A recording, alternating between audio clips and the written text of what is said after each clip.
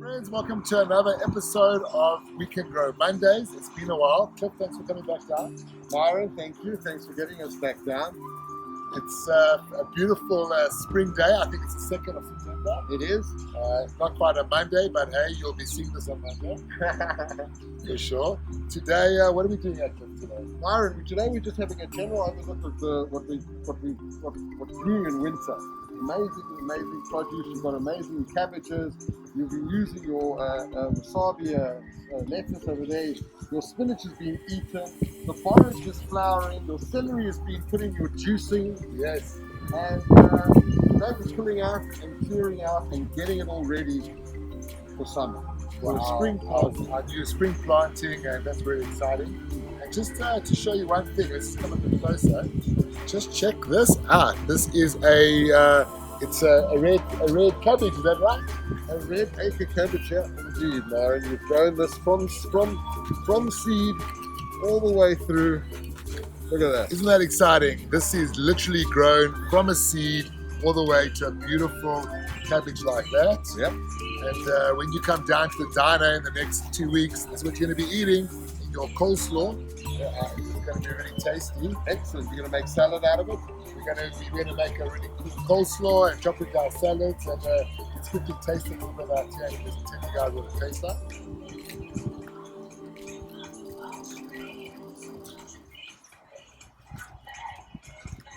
Smacks of the earth. That's quite amazing. It doesn't have that, often on cabbage, you get that cabbagey taste. It's almost sweet. This is a sweet taste. You wouldn't even imagine that this is a commercially grown cabbage, something altogether different. Homegrown is the best. Can't beat it. Well done, Myron. Thank you. This awesome calendula plant. Yeah, exactly, Myron. We grew this calendula over winter. Right. It's very frost hardy. It loves our cold, high felt up here. It brings in the bees. It's a very, very special plant. And the whole idea of this during winter, as you were just telling me, is that it does, first of all, we use it for our salads, and it is edible. Doesn't taste, it's an edible flower. It tastes like edible flower. It's an edible flower. And then it's basically attracting the bees that will then pollinate the rest of our garden. And that's the main vibe right here, correct? Exactly. It can be used as a medicine. They use it in creams. Right, yes. Calendula is very popular. In fact, I'm actually using a derma cream calendula right now. Oh, That's okay. awesome. There you go. Well, this is where it comes from. And now the nice thing is that this is with organic farming. We are going to be getting seeds for next season. Is that right? That's right, Myron. If you look over here, we have the seeds and the dried up part of the plant. So the seed is in this. Is it a seed case? There's no more seeds. Oh, those seeds are gone. Yeah, those are it's dry. Oh, they fell out. They fell out. But There's a few, but no, there's not. But you showed me some seeds before. I did. Okay.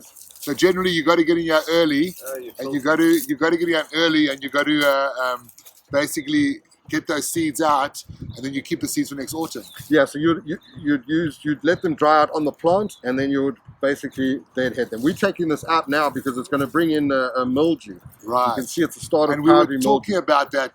If you leave this in the summer, it is okay, but it will attract that powdery mildew. And as we know in our flower growing, we just hate powdery mildew. Yeah, exactly. So these are plants that are used on the periphery of your bed. So yes, they attract insects, but as well they can attract other things that you don't want. I get you. So you've got to be quite ruthless when it comes to the change of season. It's now time for the calendula to come out. And for summertime, you were saying we're going to plant marigold to pretty much do the same thing. Yeah, exactly. It's a companion plant, attract those bees. The bees do their pollination work. Without bees, we have no food. Without the shape of that root. Excess soil we want to keep in the. Oh, okay. So don't let it out. Yeah. Will I throw this in there as well? No, we're going to put that in the compost. All this is compostable. But we want the soil in here. Exactly. We want to keep the soil. We'll throw the roots into our compost. Okay, and that's all going into compost pile. And then the outer leaves. Outer leaves we all take off. Compost. And then what do we do? So all the outer leaves go. Yep. All the Outer leaves are basically just protection, is that correct? Correct, exactly. And a lot of the insects that will eat would eat the outer leaf, and then you left as soon as it changes color, because then this hasn't had any air or anything like that. You're down to the. So you go all the way until you get that lovely purple color. Not to say that any of those aren't edible, but you put them into the compost. And generally, as you were saying, we're not cooking these little guys. They're mainly eaten raw. Oh, exactly, definitely. Raw out the ground, just like that. Perfect, lovely, wonderful. You tend to spend so much time in front of your screen. Just plant some veggies and do something real and feed your family. You don't have to shop all the time and buy the stuff. You can grow this stuff. You just need to know what to do. So watch some of our videos on our new YouTube channel and you'll learn exactly what to do.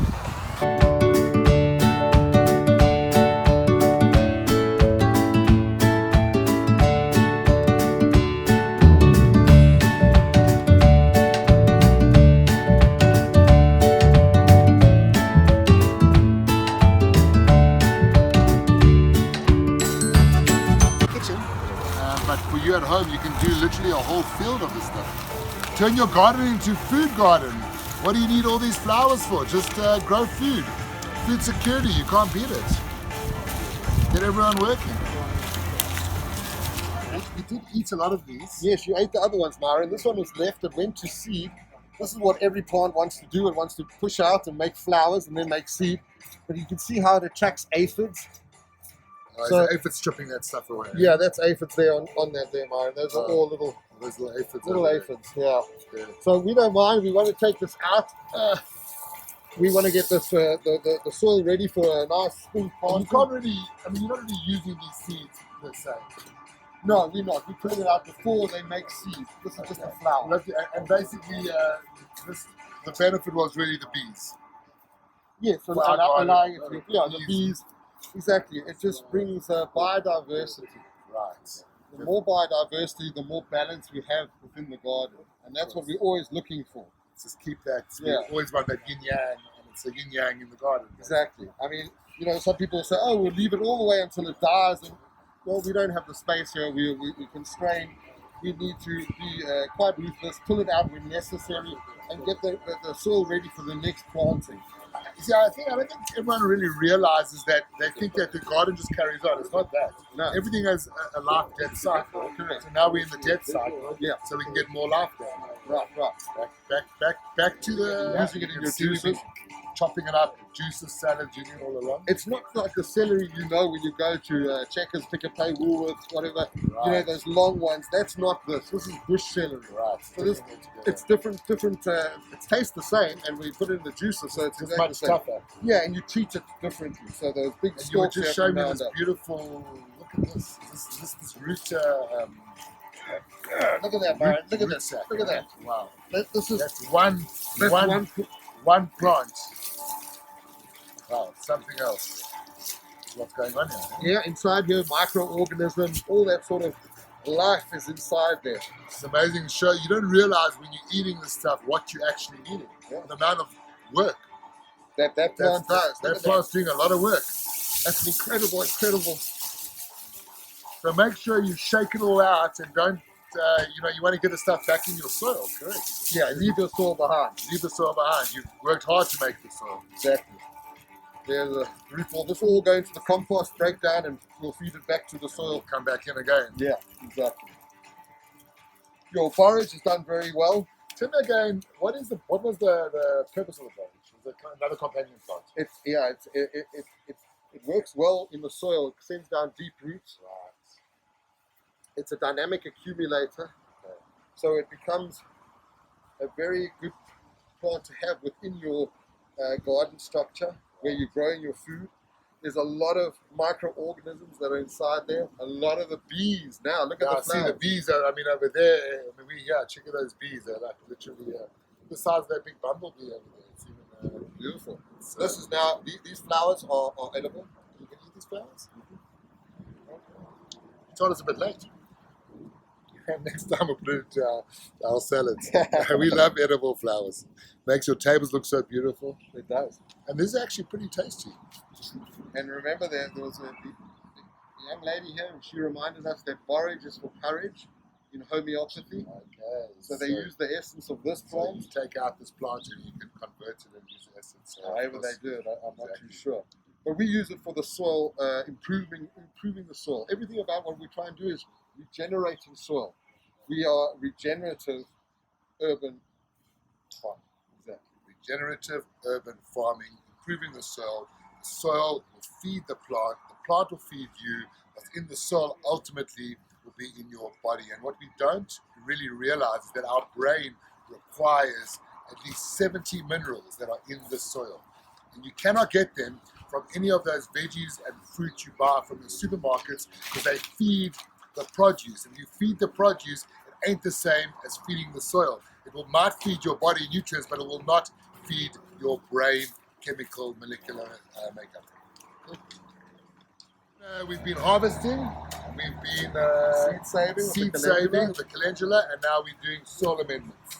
Right, so now we're going to get the soil ready for the next. So we've got a combination of three things, is that correct? The compost, the superfrass, the rock dust, and the bone meal. Bone meal, exactly. Cool, that's us. There you go. And then what are we doing? We're putting it back in the soil. Yeah, we're going to add it on and We'll show you now what's happening.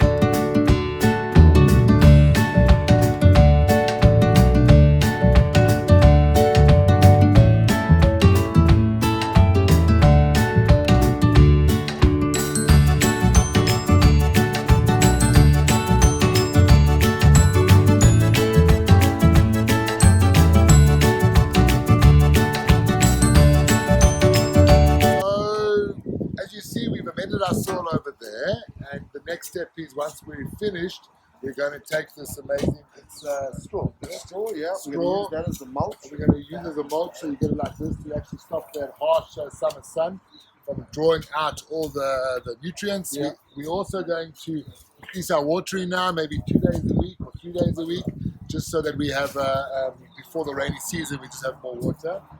And the next step, we come back, we leave it for 2 weeks, correct?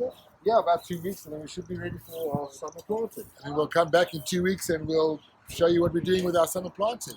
And thank you so much for watching another edition of We Can Grow Mondays. Basically, we're going to put the full video onto the new Greenside YouTube channel. So if you want to watch a full video, watch it there. But every Monday, we're going to give you a little snippet, and you can grab the full video. And again, thanks to Cliff and Jason and the team for the Let It Grow Foundation. If you guys need any information on any growing, come down, talk to us, and we'll put you in the right direction. Basically, we got you, and Let It Grow has got us. Together, let us carry on being involved in the garden and not just going and buying everything from our grocery store. Grow some stuff.